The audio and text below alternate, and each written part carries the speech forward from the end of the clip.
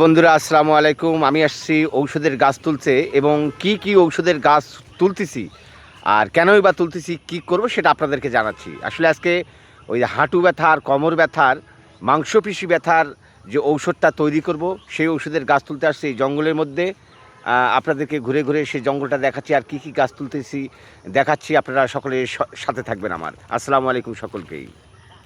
তো এটা দেখতেছেন একটা গভীর জঙ্গল, সেই জঙ্গলের মধ্যে আসছি।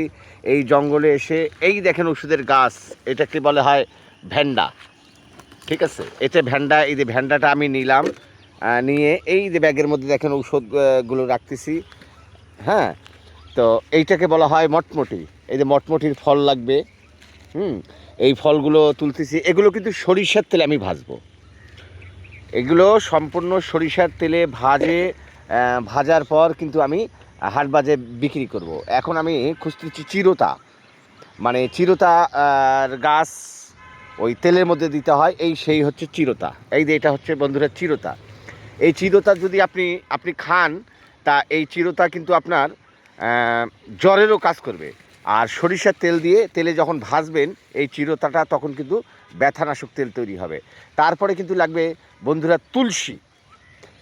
সেই তুলসী, এই তুলসীর পাতা ব্যথার জন্য আমি যে তেল ভাজি তার জন্য কাজ করবে, এবং এই গাছটা দিতে হবে। এবং এই তুলসীর পাতার রস যদি আপনারা কষ্ট করে 1 চামচ মধু দিয়ে 1 চামচ রস খেতে পারেন, আপনার হাঁপানি এবং শ্বাসকষ্টের জন্য 100% গ্যারান্টি কাজ করবে। এবার লাগবে বন্ধুরা আমাকে বীজজারণের পাতা, মানে বিষকাঠালি যেটাকে বলা হয়। সেই বিষকাঠালি, এই যে জঙ্গলে আসছি, সেই বিষকাঠালি, এই যে বিষকাঠালি, এই হচ্ছে বিষকাঠালি। এগুলো আমাকে ব্যথানাশক তেল তৈরি করতে লাগে। আমি প্রতিদিন তোলার পরে এই ঔষধগুলো তৈরি করি, হাট বাজারে বিক্রি করার জন্য যাই, মানুষ কেনে ব্যবহার করে, আমি উপকৃত হই। এই হলো বিষকাঠালি বন্ধুরা, এটা হলো বিষকাঠালির গাছ। তা এইভাবে গাছগুলো তোলার পরে আমি ওষুধগুলো তৈরি করে হাট বাজারে বিক্রি করি। আমি পেশাগত কবিরাজ, বাড়িটা আমার দিনাজপুর ফুলবাড়িতে। যদি কখনও কারো ব্যথা থাকে আমার সঙ্গে যোগাযোগ করতে পারবেন। আমার মোবাইল নম্বর হচ্ছে 01739395779।